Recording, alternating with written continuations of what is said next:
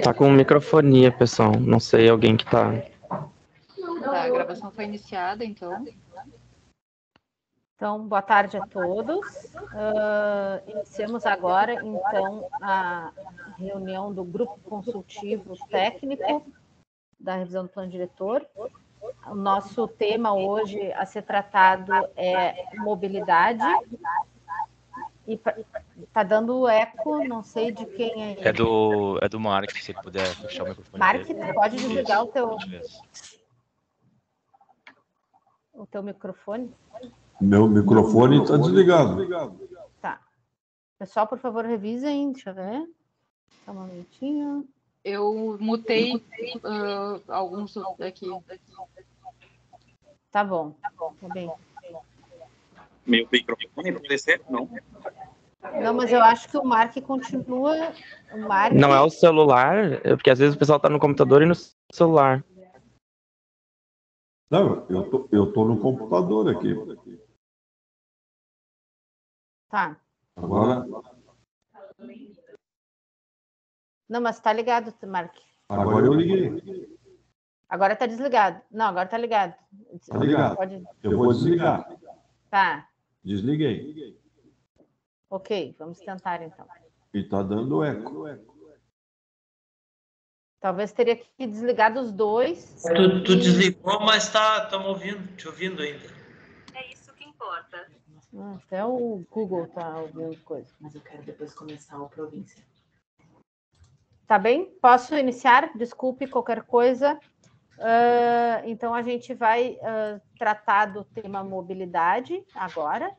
E para tratar desse assunto, os nossos colegas do GTTO foram convidados, então, também para participarem das discussões juntos e poderem responder as perguntas que, eventualmente, vamos ter. E para fazer essa apresentação, então, nós convidamos, então, o engenheiro João Paulo Cardoso Joaquim, coordenador do CEPLAN DMU da SMMU. João, podes, então, proceder à apresentação? Estamos todos te ouvindo. Muito obrigada por ter vindo aqui participar. Não, eu que agradeço aí, Patrícia, pelo convite, poder compartilhar com vocês esse trabalho que foi feito aqui dentro da Secretaria, em conjunto com a EPTC, para a gente poder trocar essa ideia e poder contribuir. Eu vou ver se consigo compartilhar aqui a apresentação. Vocês me digam aí se está aparecendo.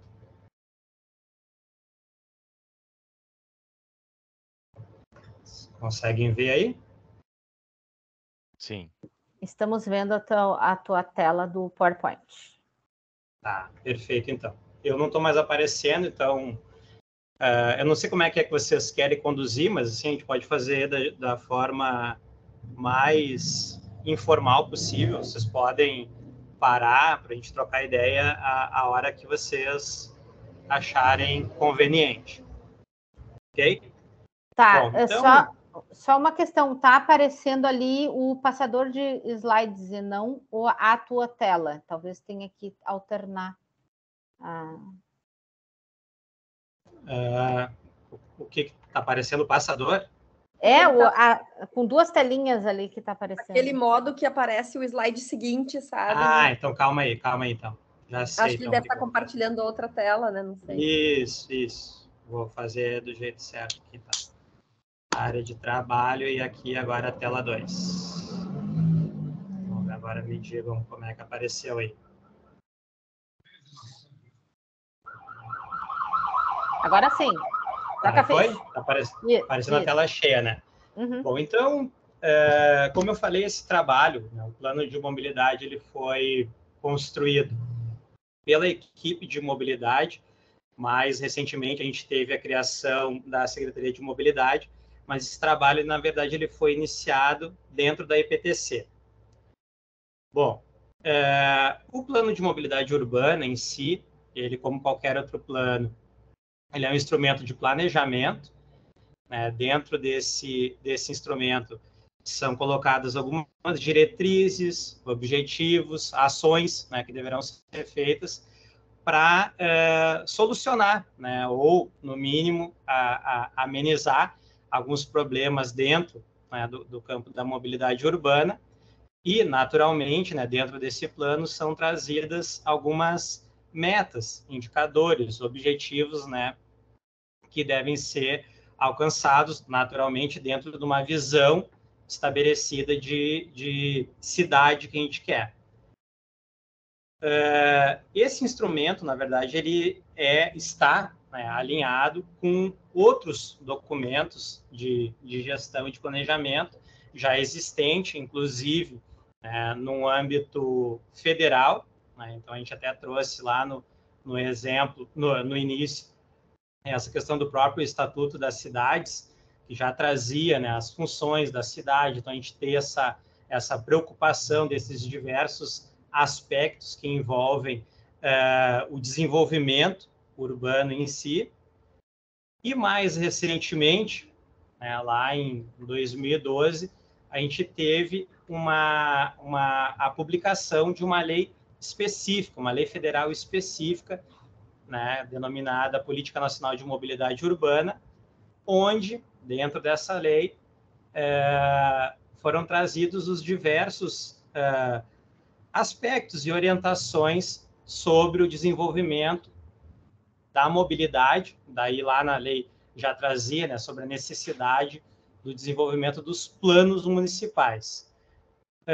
Lá dentro da Política Nacional de Mobilidade Urbana, que também não era uma novidade, já vinha sendo trazida essa questão, e no próprio plano diretor de Porto Alegre já tinha essa questão de quais aspectos devem ser priorizados dentro do planejamento da mobilidade urbana no âmbito municipal.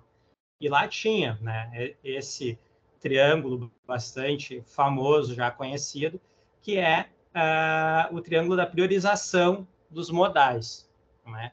Então, a gente sabe, não é nenhuma novidade, o histórico que a gente tem de uma visão mais carrocêntrica e de, talvez não o planejamento, mas talvez até a falta de planejamento, direcionando para soluções de mobilidade voltada mais para o transporte individual motorizado. E a Política Nacional de Mobilidade Urbana, né, novamente, já alinhado com outras visões, né, pré-existentes, trazia que, dentro desse planejamento da mobilidade nos municípios, a gente deveria fazer essa inversão, dentro do que deveria ser, de fato, priorizado nas nossas ações. E lá colocando que os modos ativos, né, pedestres e ciclistas, deveriam ocupar o topo, né, dessa linha de planejamento.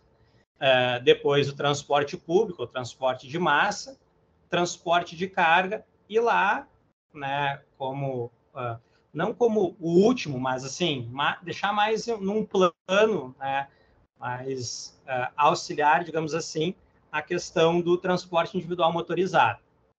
Bom, dentro da Política Nacional de Mobilidade Urbana, como eu falei, ela é de 2012. Lá em 2012, ela colocava um prazo de 3 anos para que municípios com mais de 20 mil habitantes ou que já tivessem o seu plano diretor fizessem a elaboração do plano de mobilidade urbana. Bom, qual a consequência, né, que a gente tinha para quem não tivesse o plano?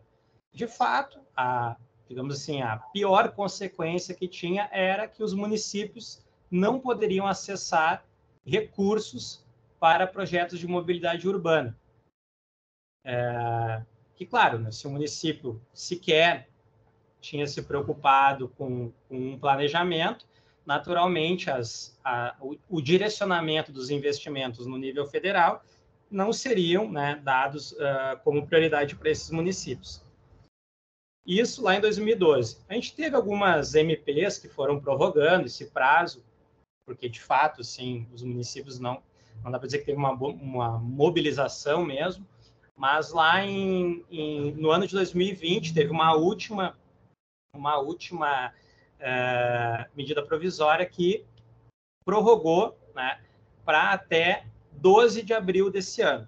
Né? Seria o prazo final para municípios com mais de 250 mil habitantes, daí nesse caso se enquadrava Porto Alegre, para que tivesse a lei, né, já estabelecida com a sua política municipal.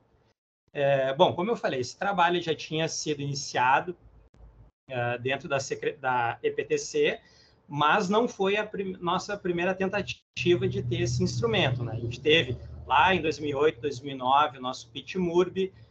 Em 2015, a gente chegou a finalizar um plano de mobilidade municipal, que foi, inclusive, cadastrado junto ao Ministério, o antigo Ministério das Cidades, mas esses documentos nunca chegaram a se tornar um instrumento legal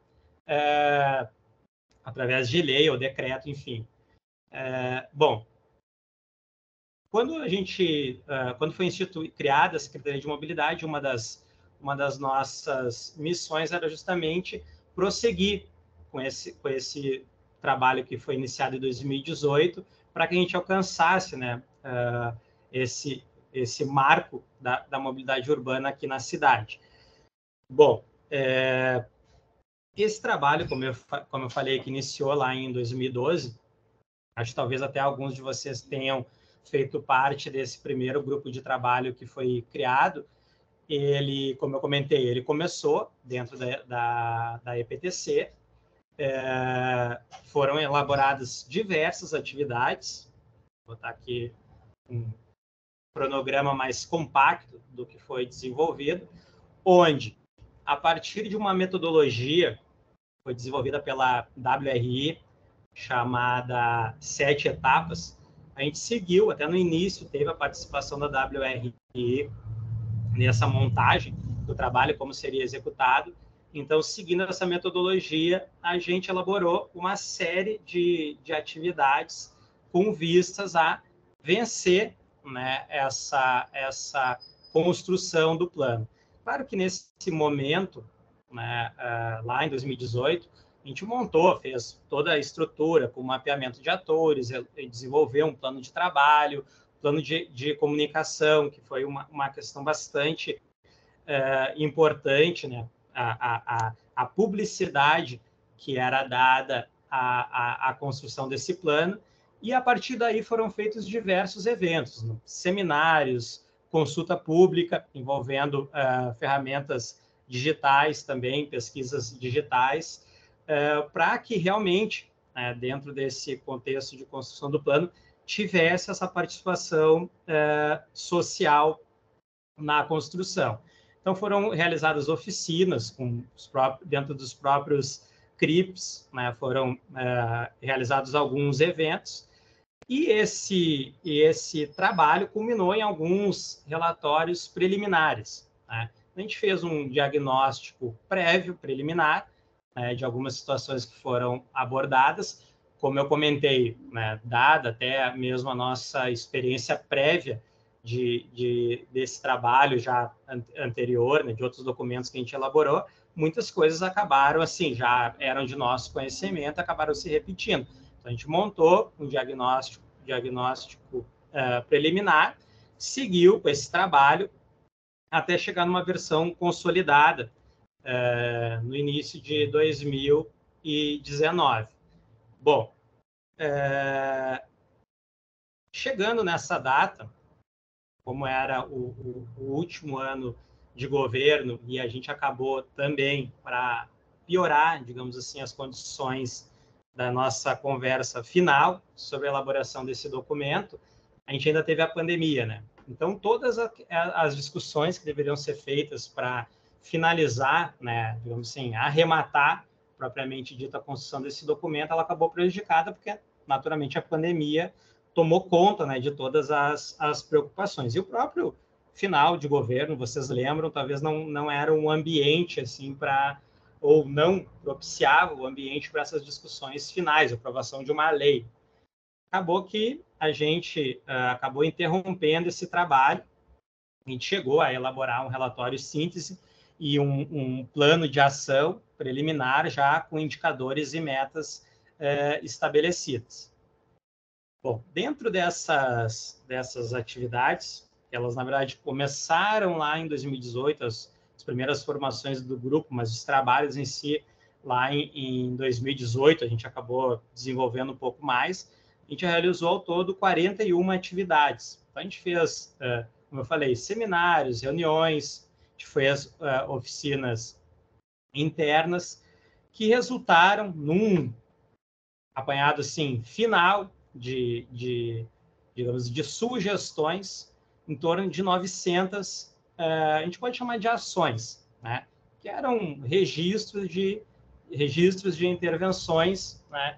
Que o município poderia colocar, né, dentro do seu horizonte de intervenções. Claro, naturalmente, algumas mais ou menos complexas. E a gente, lá em 2018, 2019, já tentou organizar essas ideias de acordo com a sua área de aplicação, dá para dizer assim. Então, ali nessa tabela ao lado, no gráfico ao lado, a gente já consegue ter uma ideia de como foi feita essa organização. Então, ali, dos itens 1 até o 4, a gente organizou por modos, né, ou por modais de transporte, né, aplicações. E entre a 5 e a 8, a gente organizou por temas transversais a todos esses modos, né? Então, naturalmente, se a gente pensar em segurança viária, ela se enquadra, né? Seria o item 5, ela se enquadra em todos os outros itens ali, então ela acabou ficando como um grupo de ações mais, digamos assim, compactadas, né?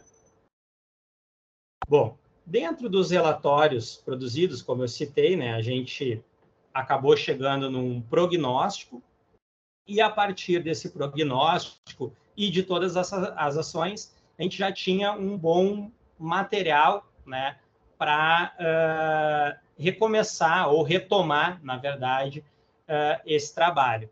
E dentro da nova estrutura, né, criada com a Secretaria de Mobilidade, a gente recebeu essa missão, né, de fazer dar continuidade nesse trabalho, naturalmente em conjunto com os colegas da EPTC.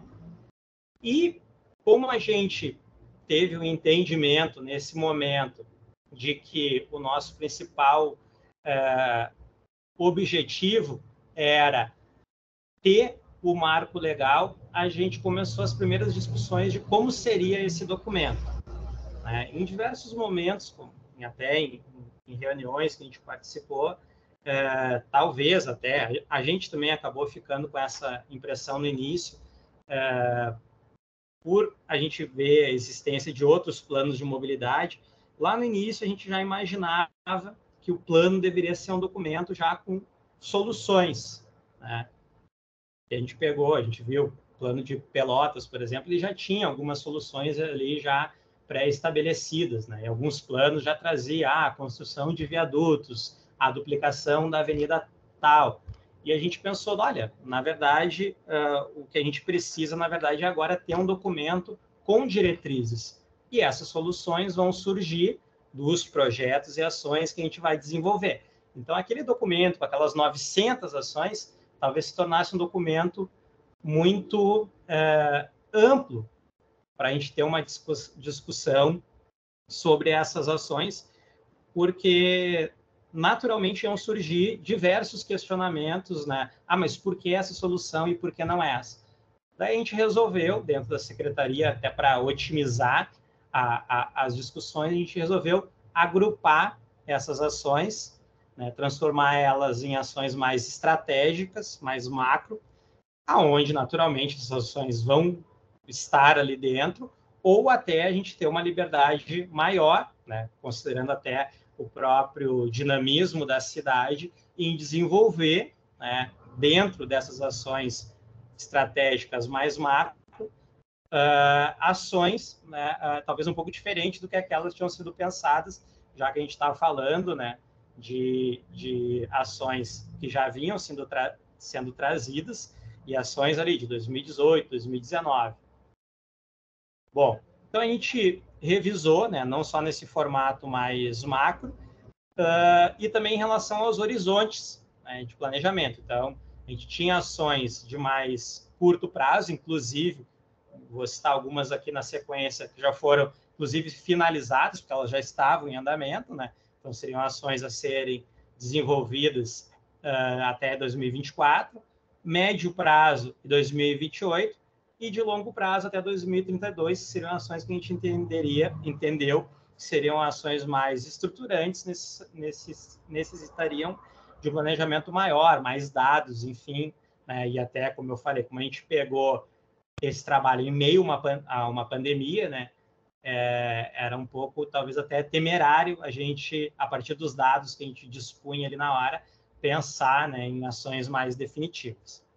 Bom, junto a isso, a gente já incorporou, né, já pautas bem atuais, né, de acordo com os ODS. A gente entende que diversas ações dessas vão encontrar espaço praticamente em todos os ODS, mas a gente destacou o que para nós pareceu os principais, né? Especialmente os que envolvem essas questões relacionadas à sustentabilidade, né? Que para nós era uma questão bem importante dentro dessas nossas diretrizes.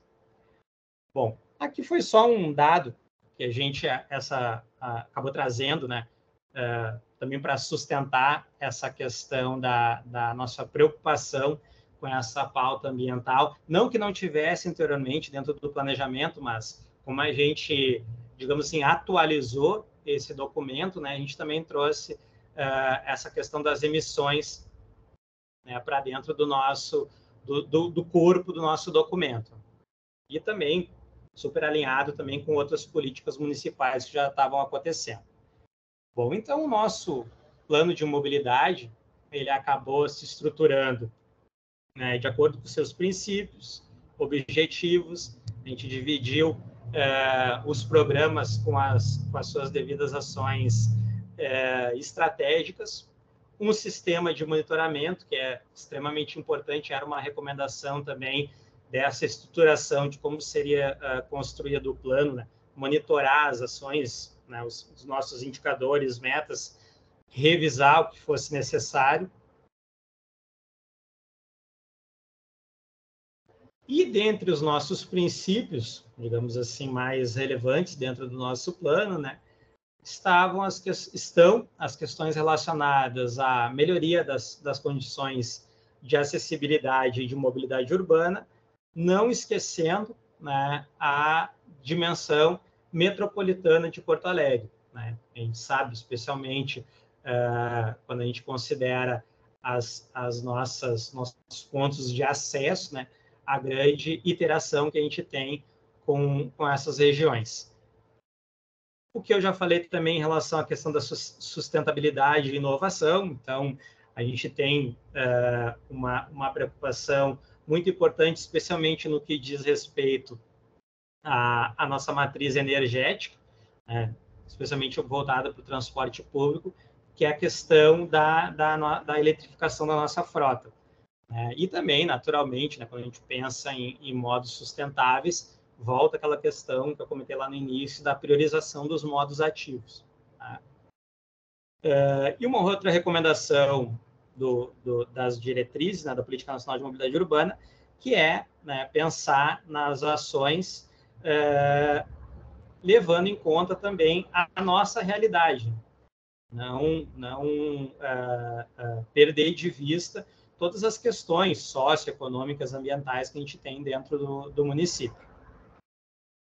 Bom, então, esse documento, no fim, ele vai servir para orientar as nossas políticas públicas, né, a partir dessa questão dele se tornar um documento legal, com essas diretrizes, né? Ele se tornou, né, um compromisso, né, da cidade com essas questões. Naturalmente, existe uma questão bastante importante, que são os investimentos, né? A gente conseguir direcionar da melhor forma esses investimentos, e uma qualificação geral, né, da circulação no município, naturalmente voltando para aquela questão que eu comentei dos modos ativos e do transporte público, conforme, né, as diretrizes colocadas pela Política Nacional de Mobilidade Urbana. Bom, sobre os programas, vou falar não tão brevemente, mas o que contém cada um desses programas e essas ações macro que eu comentei. Como eu tinha dito anteriormente, os 4 primeiros programas eles estão mais relacionados aos modos, né, de transporte, e os 5, né, dos 5 a 8, em temas transversais a todos esses modos.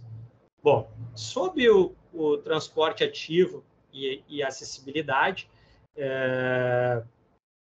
a principal questão é realmente incentivar o uso dos modos ativos, né? Também, né, essa questão das emissões fala muito, né, com essa visão, né, de incentivar, requalificar os espaços para as pessoas andarem, caminharem mais, utilizar a bicicleta. A questão da segurança, né, extremamente importante. Isso até é sempre um aspecto que surge muito quando a gente fala do planejamento para esses modos, né? A questão da segurança, seja a segurança pública e a segurança viária, né? Dentro desse planejamento, que muita gente acaba optando por usar determinados modos em função dessas questões. E, né, não menos importante, né, pensando numa questão de acessibilidade universal, tentar, né, fazer o planejamento e as nossas ações contemplando as melhores condições possíveis de acessibilidade dos espaços públicos, né, que é uma questão extremamente importante, né, dentro também dessa visão de inclusão mesmo que a gente deve ter no âmbito municipal. Bom, dentro do transporte coletivo, a questão mais importante é, de fato, a priorização, né, do transporte coletivo dentro do sistema viário. Então, é realmente reservar o espaço para quem transporta mais gente. Pensar, né, na questão da integração com a região metropolitana de Porto Alegre, que talvez seja um dos principais gargalos que a gente tem hoje, né? Como fazer essa integração com a região metropolitana. Então, tem uma questão política bastante importante também dentro dessa ação, né? Não basta Porto Alegre, né, querer ou exigir que seja feito, tem que ser um assunto tratado com os outros municípios. E um elemento bastante importante também é a questão das fontes de financiamento, né, do sistema, que acaba se desdobrando na questão da tarifa, né, que vocês acompanham, né, todo início de ano a gente tem uma questão bastante importante de discussão, tentar segurar, né, o valor da tarifa, porque hoje a gente tem um sistema financiado completamente, ou não tão completamente,